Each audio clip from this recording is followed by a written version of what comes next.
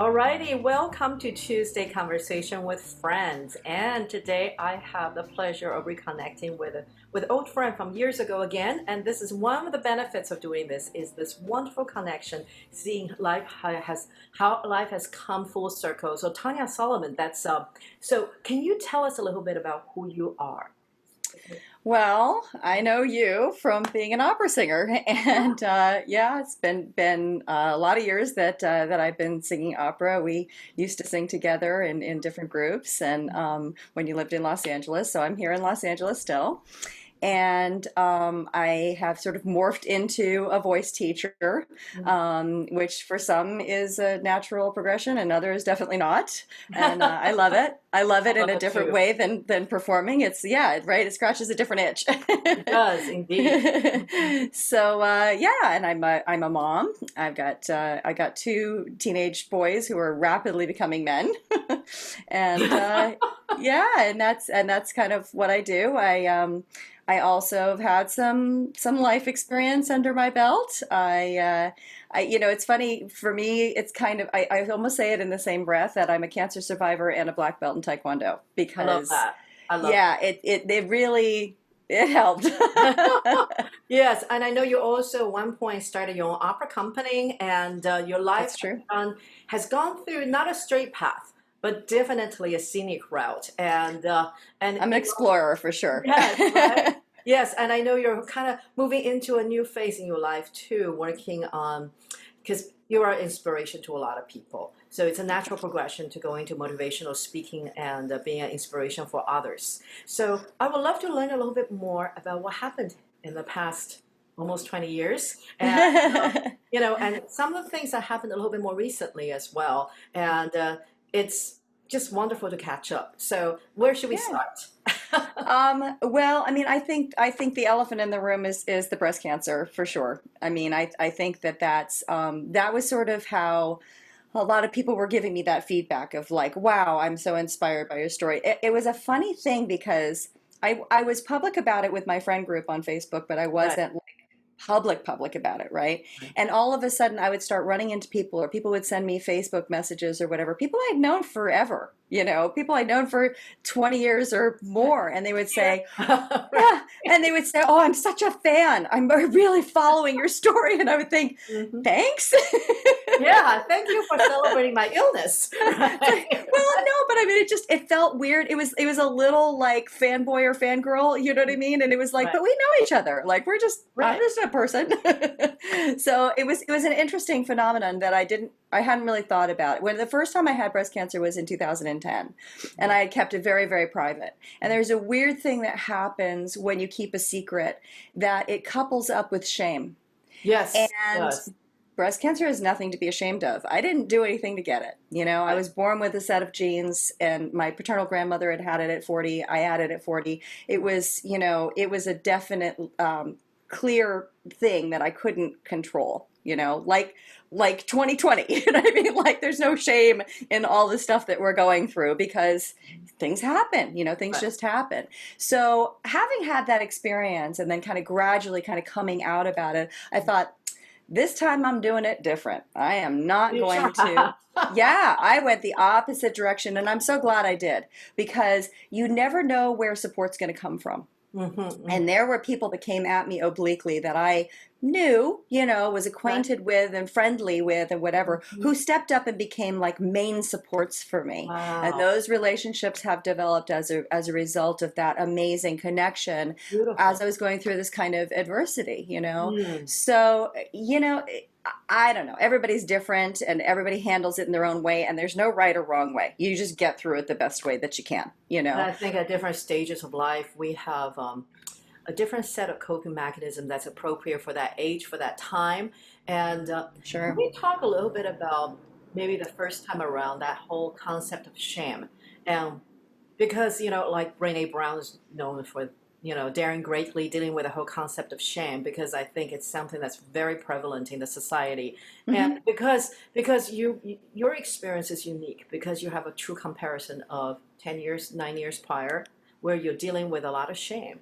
And Hmm. then there is a growth where you now are dealing with a similar situation, but you have grown out of that shame factor. And I think Hmm. that would be so wonderful for people to hear your journey in the between time as well. Sure, sure. Mhm. Well, I mean, I think, yeah, I do think there's a lot of shaming in society. At the time that I went through it the first time, my children were little, and I had been advised by a therapist, which I don't think was good advice, honestly. Great therapist, just off the mark on that one. But don't tell people because you'll get through it, and then people will want to keep reminding you of it and open up the wound and that kind of a thing. And I just think it was wrongheaded advice. Okay. And I didn't tell my children that I had cancer because they were very little, Right. and so there was a fear that they would act out or that it would traumatize them because I was going through something that was life threatening. And so they knew that I had to have surgery and that I had to have treatments and various things. I just had a lumpectomy and radiation the first time around, so I kind of kept it under wraps. I was singing at a temple in West Palm at the time. I went in for High Holy Days like the first week I had radiation, and I managed to get through High Holy Days without severe reactions. And I was hiding it from everybody in the choir and the cantor and everybody. And later on, like the next year when I went back to sing, they were doing a big breast cancer like service Wow. where they wanted me to sing in it. If you can imagine, they needed sopranos. I know. Go figure. And so I was their big soprano star because I was like the only one in the section. And so they had this wonderful experience where they bathed the whole temple. They had just redone it. It was gorgeous. They had all this fiber optic lighting, and they bathed the whole temple in pink light.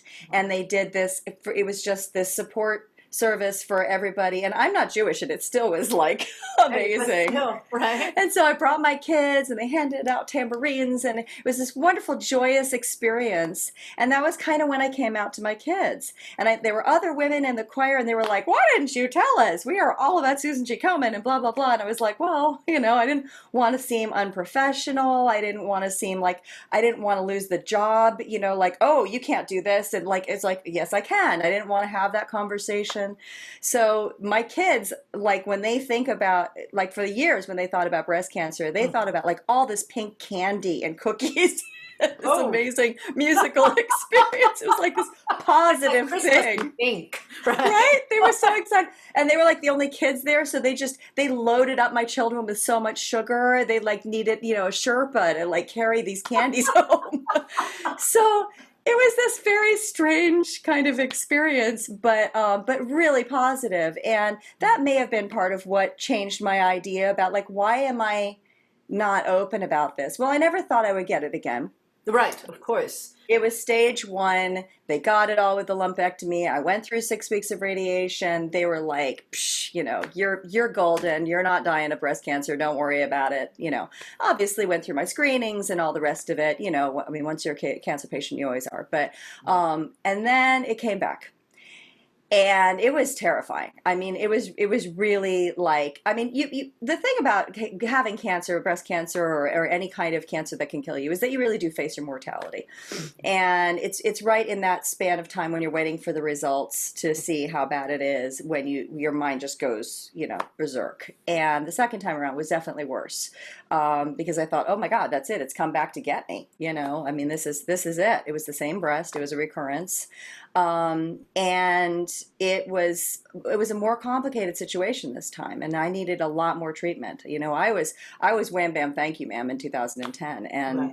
and in 2019 it was like, okay, so we're going to start you on chemo, then you're going to have a full mastectomy and reconstruction. And the reconstruction I chose because I had already had radiation. I didn't do implants. I had basically, they took my tummy and they made a breast out of it, which is like a medical miracle. Oh, Yeah, it's pretty incredible. maybe I should deal with this one. It was pretty amazing. Yeah, so my tummy is crazy flat, but I know, right? Silver linings.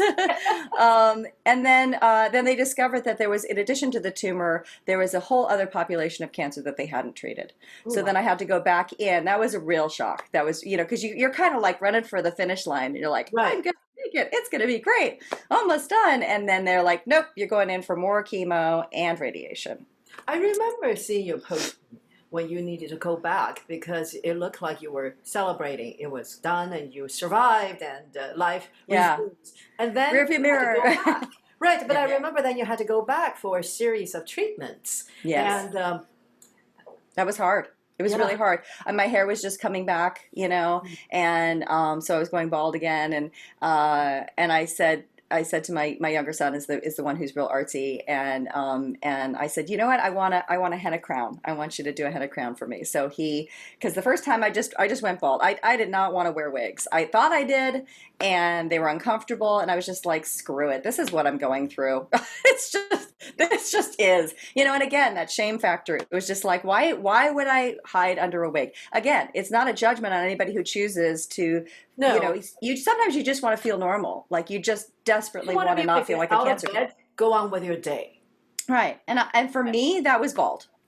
Yeah. It just was. I don't know why. I mean, as I say, like you think you know what you would do in a situation, and then it hits, and then you're like, nope, doing something different.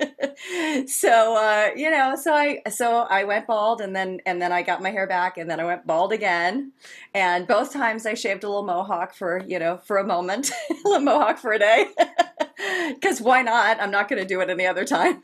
Right, you might as well do it now, It is what it is. So. You might Yeah, as so well to have try and fun. enjoy it. Yeah, try. I Right. mean, I know it sounds a little weird, but try and No. enjoy it along the way. Right. Just Um, finding joy, yeah, regardless, because what other choice you have? You do have other choices, but do you really sure. want them?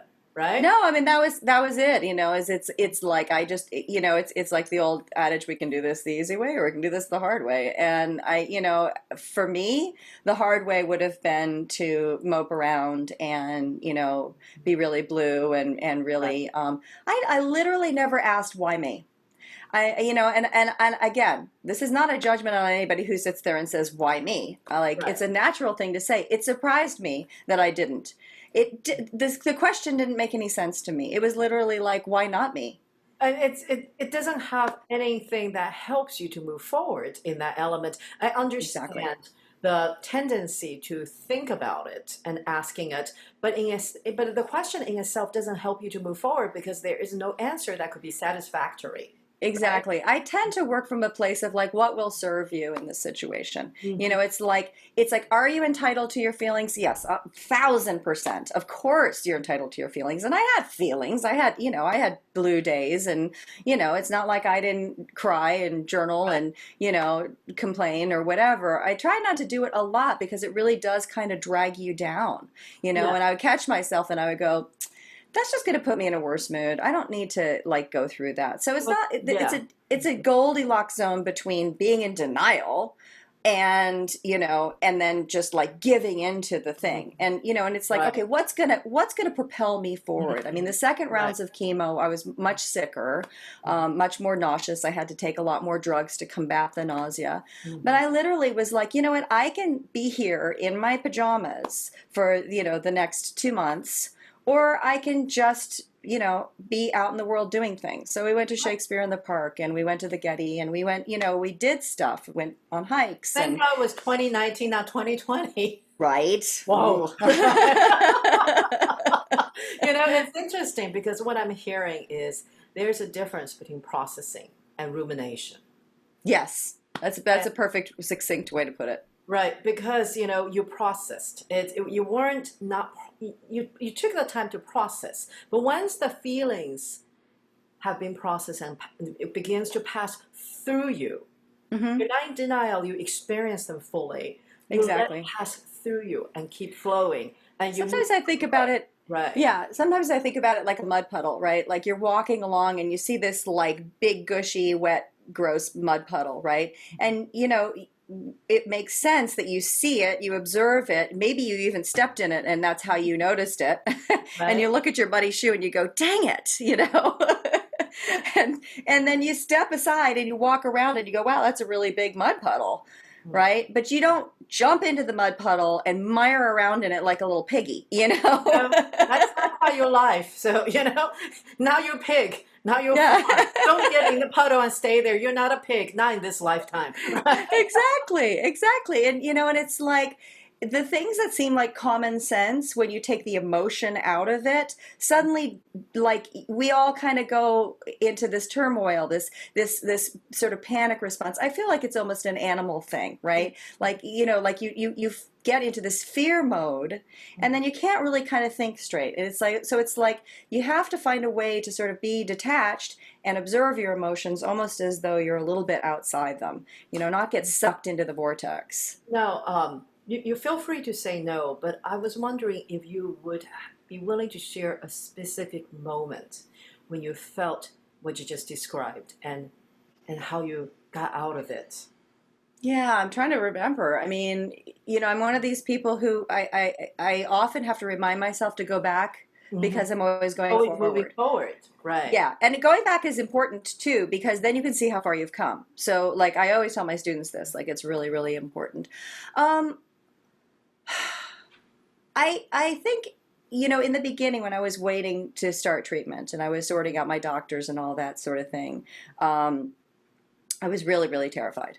I was really, like on the brink of tears a lot. I was really scared when I had to tell people, particularly like, so there's this black belt extravaganza, and I had just gotten my black belt 6 months prior, and I was going to perform in it. And because of the biopsy, I couldn't perform in it. Mm-hmm. And so I had to tell people at my dojang that I couldn't do it. And I was really like, so emotional that I couldn't even really kind of get the words out without crying. Mm-hmm. And I think that I just kind of said, like, no, I just had to kind of be strict with myself and just sort of say, like, you don't know anything yet. Just wait and see, just wait and see. And I just breathe. And honestly, the black belt lessons that I learned, I always distilled my black belt lessons into three points. One is do what's in front of you. And that's where this really applied. Is like, just don't get overwhelmed by everything you have to do. Do the thing that is the task that is immediately in front of you. The second one is you're stronger than you think. The number of times that through my training in martial arts, I did something that I hadn't done before. I mean, I would look at them demonstrating and I'd be like, ah, you've got to be kidding me. Like, there's no way I can do that. And I would do it and I would finish and I would think, my God, I did that. You know, so, do what's in front of you. You're stronger than you think, and you're not alone.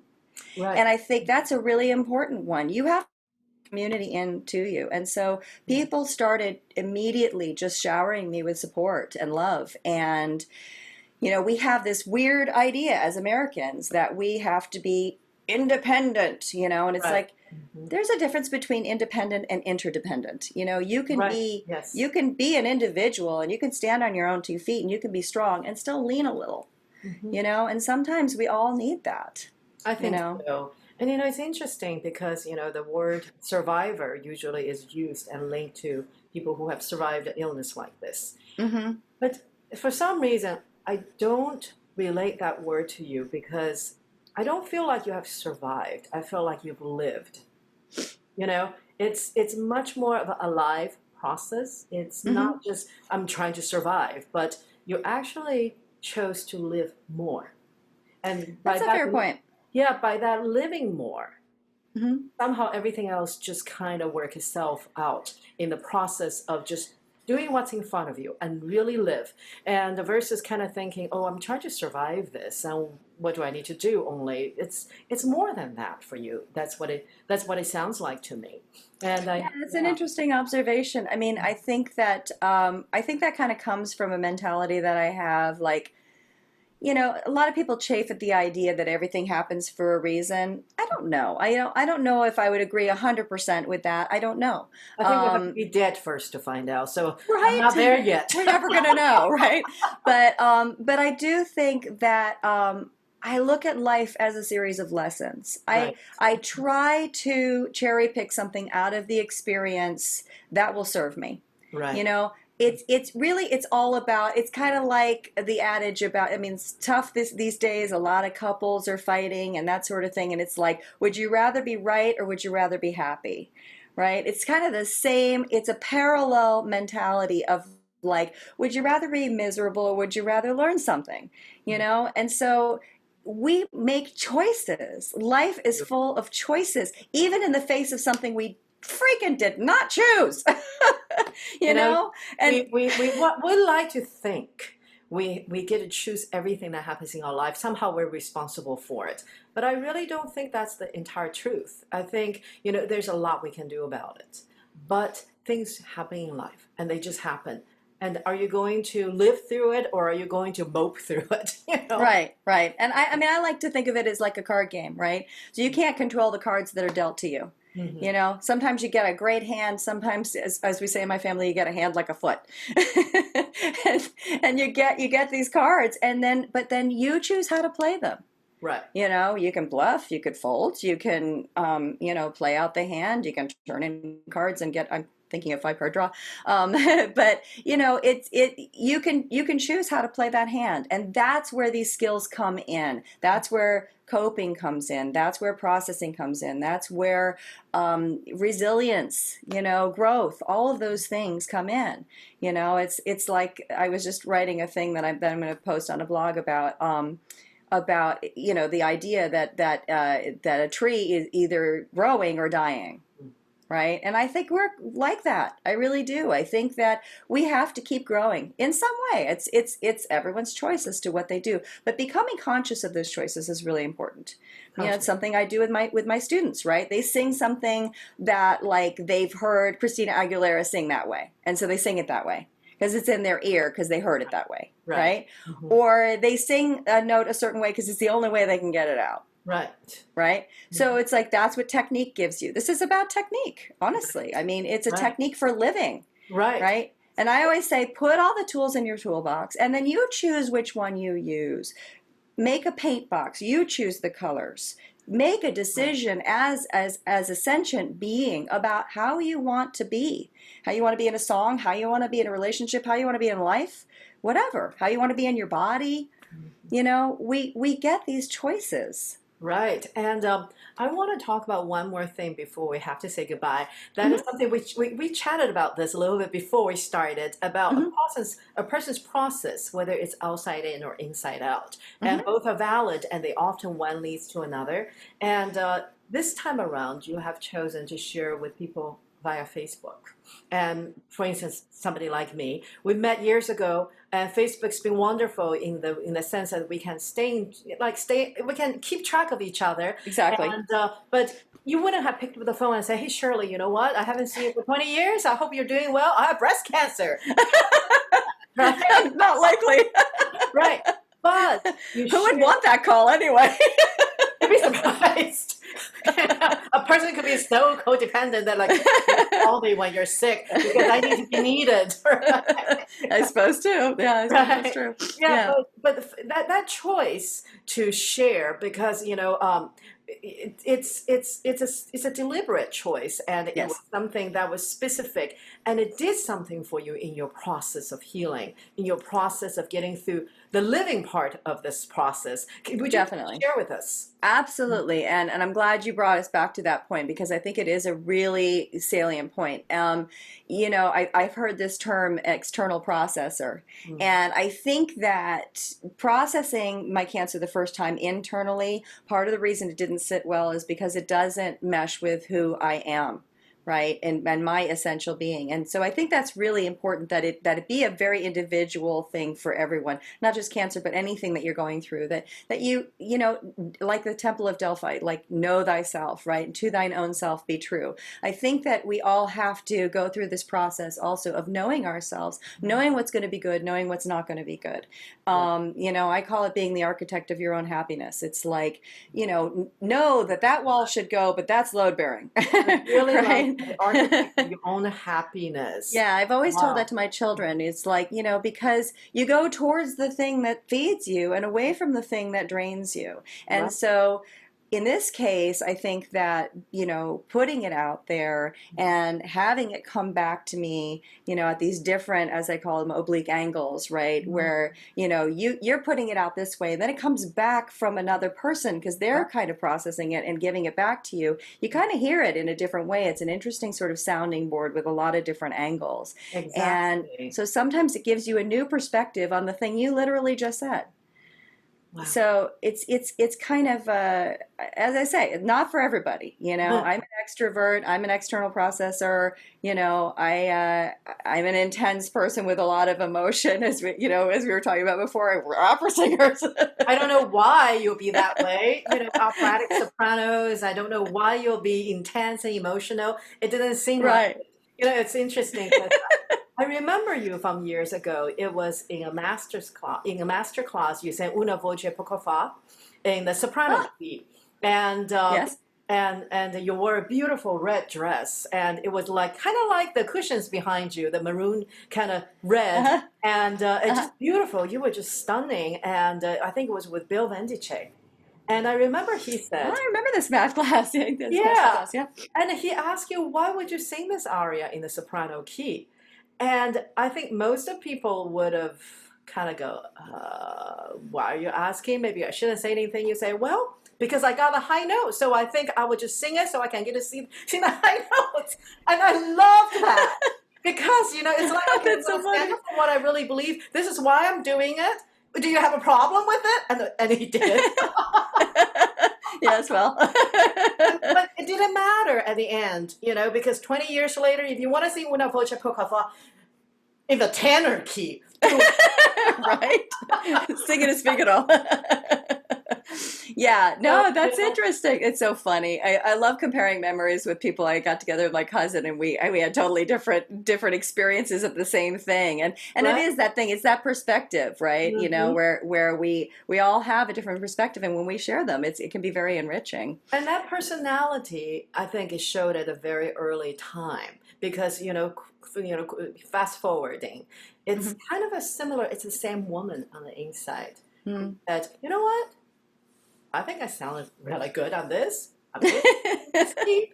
Everybody tells me they love my high notes, and that's the end of that. And I'm going to live my truth. And I'll see you in the next master. Right? That's funny. That's And funny. yeah, I think there's something to be said about that. I also think, we get a bad rap sometimes as opera singers as being drama queens. And to me, there's a very fine we're distinction. paid to be that. Well, I always say keep the drama on the stage. Yes. And that's another thing too, is when you go through something, when you go through a real life drama, I mean, because breast cancer is very dramatic, it's very operatic in its proportions.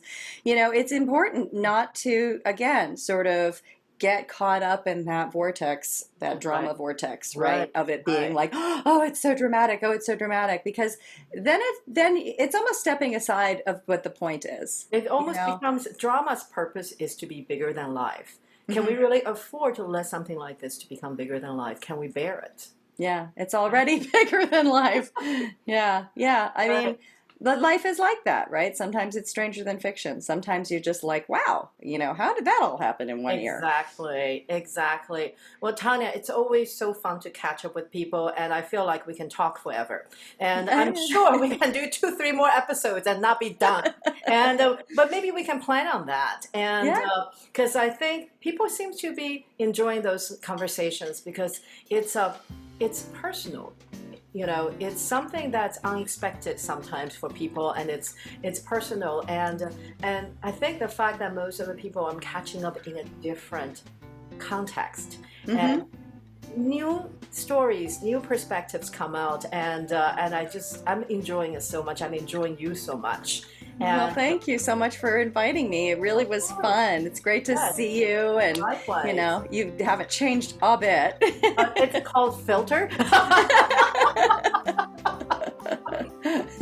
And I will always remember that beautiful soprano with a full head of red hair and in her red dress. And It's back. yay! It's worth celebrating, and we have to visit the next time when I come back to LA to visit. And Yes, please. it will be so fun to see each other. And Yeah. so for now, reluctantly, we must say goodbye, and we'll do it again the next time. I'm just so glad you joined me today. So Tania Me too. Solomon. Yes. So, well, until next time. Thank you, Shirley. Bye. Bye.